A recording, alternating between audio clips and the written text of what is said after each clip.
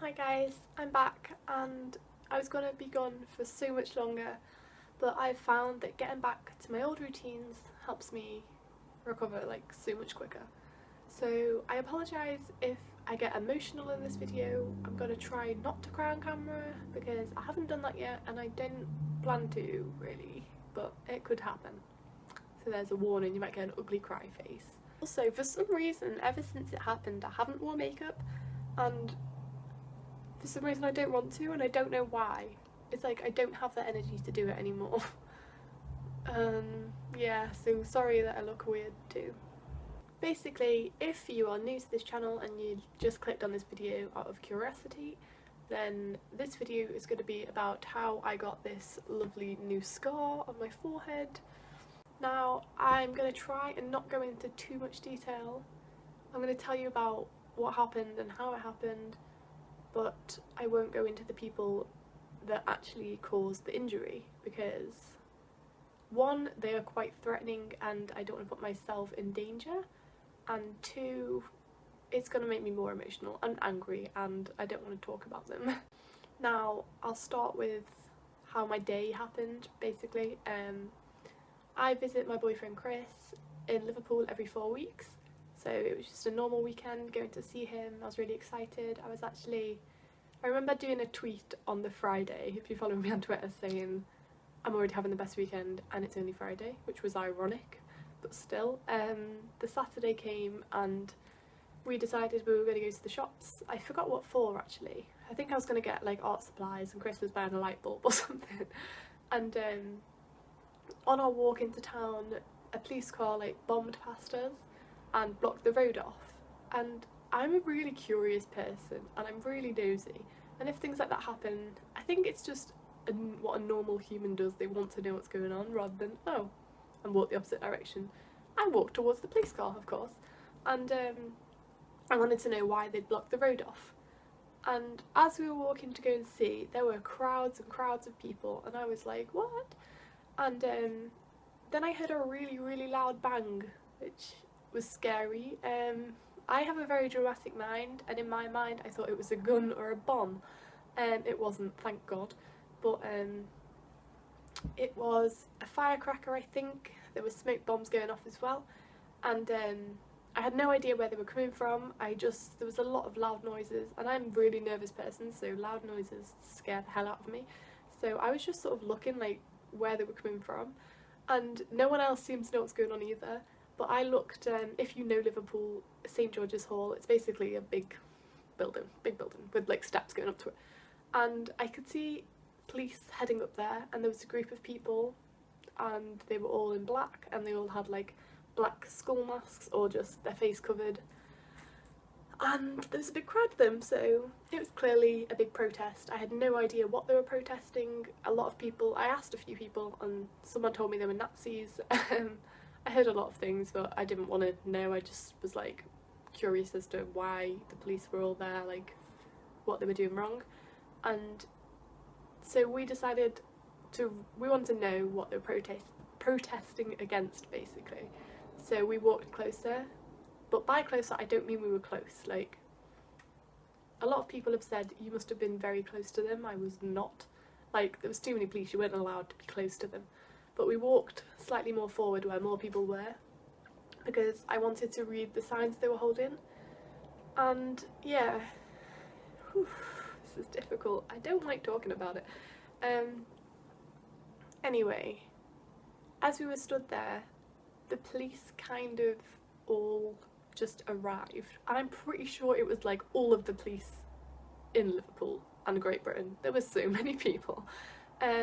There were police vans, there were probably about 20 parked up the whole road.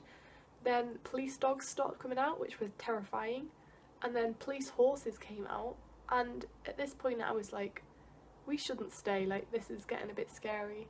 And that's when I realised like there were two protesters, one on the steps and people like in the crowd near us, and they were protesting against each other. They were shouting, screaming, and then they started throwing things. Mainly like plastic bottles is what I could see, and it was funny because when the plastic bottles were coming I kept jumping even though they were so far away, and I was like, oh, we need to go, what if I get hit by a plastic bottle? Anyway, basically more of the people in the masks started arriving, like behind a big crowd of them, and it was really scary. And they started throwing smoke bombs and more firecrackers and fireworks and whatever they were throwing, and it got really violent, and I was really scared, and I was kind of just like, we need to go, we need to get out, because the amount of people, like crowd behind us, was so big that it was pretty hard to move like away. But like, as I said, let's go, I was struck in the centre of my head where this is, and I don't remember. It's hard to talk about. All I remember is getting extremely blurry vision and lying on the floor and a crowd of people surrounding me, and I think the adrenaline meant that I couldn't feel any pain, hence why I was so confused. I could just feel pressure on my head, and I just remember crying and saying that I wanted to go home whilst lying on the floor. And there were so many people surrounding me, like, and then I looked down and could see blood everywhere, and I think I was just confused, and basically people had to carry me away, and I was freaking out because basically I was bleeding a lot from my head, and it had trickled into my mouth, and then I had like I'd been like salivating for some reason because there's blood in my mouth probably, and I looked down and could just see blood coming out my mouth. So I'm there thinking I'm bleeding from my mouth, and I was like, oh my god, have I like lost a tooth or something? Thankfully I hadn't bled from my mouth, it was just running down my face. Anyway, I didn't pass out, I was just kind of half passed out. I remember I couldn't really speak that much, I was just zoned out, I was just sort of like, what? And then basically Chris like carried me, like baby carried me, and like a medic, and people were like holding, like there was a girl holding a scarf to my head, and just everyone basically carried me away. And the reactions I got from people I was passing was horrifying. Like, I think that's what made me panic so much, seeing everyone sort of like screaming at me, because obviously I looked terrifying. So I was taken to a police car just to sit in the back. Well, it was like one of the big police vans, whilst like a medic saw to me and just like put a bandage on my head. And a guy like arrived with a cut nose, he'd been hit as well, and I remember saying to Chris, thank god my cut isn't as bad as his, not knowing how deep my cut was. And basically they had to carry me to another police car, which was one of the worst parts, because I had to be carried past a group of the people that were protesting, who then cheered at me because they knew they'd hit someone and they were celebrating, which was just horrific. It's just horrible because like it would have been bad enough cheering for an injury anyway, but the fact that I was completely innocent, I literally had no idea who the protesters were, I didn't know what was going on, I just happened to be nosy, which obviously I'm at fault for being nosy, but that shouldn't have happened to me. Then we had to wait for an ambulance, but there were no ambulances available somehow, so we had to sit in a police car for like an hour or something, when I had to ring my mum and tell her, who was obviously horrified. Basically the policeman drove us to hospital in the end because no ambulances were arriving and I needed to go. And when we got there, they like saw me straight away. I didn't have to use the waiting room, thankfully, and because I hadn't seen the cut yet and I still didn't know how bad it was, I remember as he was like cleaning it, I was like, well, I need stitches, and he just went, yeah, and like walked away. I was like, great. And then a bit later on I took a picture of it, which I'm sure a lot of you have seen, and I was in shock at how deep the cut was. It was ridiculous. Also, my housemate has just started playing music quite loudly, so if you can hear like vibrations, that's what that is, and I'm sorry. Anyway, whilst we were in the doctors, they looked at the cut and said it was extremely deep and they wouldn't be able to stitch it up there because they didn't want the scar to be really bad. So I had to go to plastic surgery in the morning, which was scary. So in the end my mum came and drove up and took us, and the surgery is probably the worst memory I have of my entire life. Apart from being hit and everything, the surgery was horrible because they expected to clean the cut out and stitch it up, but it turned out it was worse than they thought. This next bit's going to get pretty graphic, so if you're squeamish, I would recommend not listening to this. I'm not going to show a picture, but if you don't want to listen to what I had to go through, then please just like mute this part or click off because it gets horrible. Basically, I was taken into the operating theatre and I had a general anaesthetic put. I had 4 needles around it to numb it, so I was awake whilst they were stitching it up. But they had to clean the cut first, and that took a while. And I was obviously I'm just lying there, but I can't see what's going on. They had I had my eyes closed and I was just lying there for a long time. And I remember they told my mum and Chris that it'd only take about half an hour. But I remember lying there thinking, I've been here for a long time. And basically I was lying there and then I heard this scraping noise. And I was like, oh my god, what is that? And I ignored it because I didn't really want to know. But I just remember thinking, is that my skull? And it was the worst thought, because after you think that and you hear the noise again, basically this scraping horrible noise came again, and I just asked like the doctor, I was like, I'm sorry, but what is that noise? And she was like, do you really want to know? And I was like, just tell me. Basically, because I didn't know what had hit me at this point, we thought it was like a used firework or a stone. Turns out it was, people were digging up cobblestones from the floor and throwing them, and one of those had hit me, hit my skull, and it was still in there. So they'd started cleaning and found a piece of stone in my skull, which they then had to try and get out, along with all big chunk of hair, because obviously this wig is a full fringe, and it goes to here and the cut's here. So as it went in, it chopped a lot of the hair away, and their hair was in my skull. So they had to clean that away, and they couldn't get rid of most of it, so they had to scrape a layer of my skull off, which is horrendous. Like, I thought it was bad, but when they told me that, I felt sick, and I was like, someone has caused this. Someone has basically fractured my skull. What they had, it was a fracture. I had 2 cracks in my skull.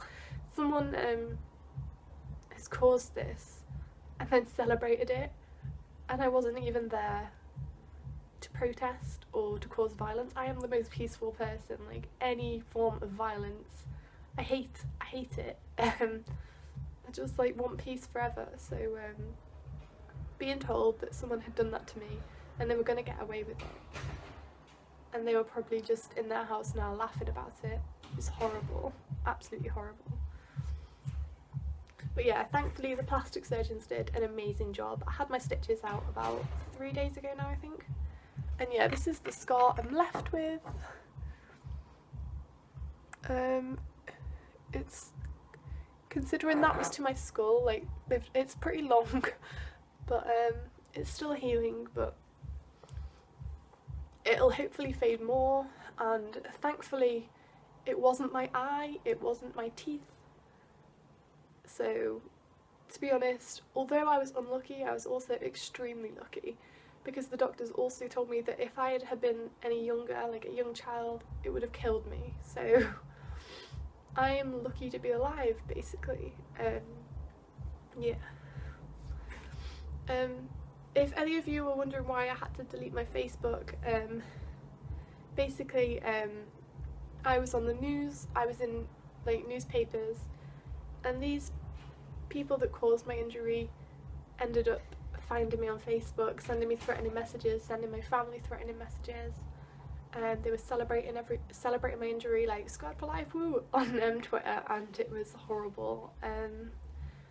They also tried to twist the story and say that basically they think I was protesting against them, which I wasn't. I'm not happy with either of them, because both were violent, both of them caused this, which will be a constant memory on me forever. So yeah, basically I wanted to make this video. Obviously everyone's been asking and I just wanted to get it out there so I don't have to talk about it again. But I wanted people to realise violence doesn't solve anything. Like,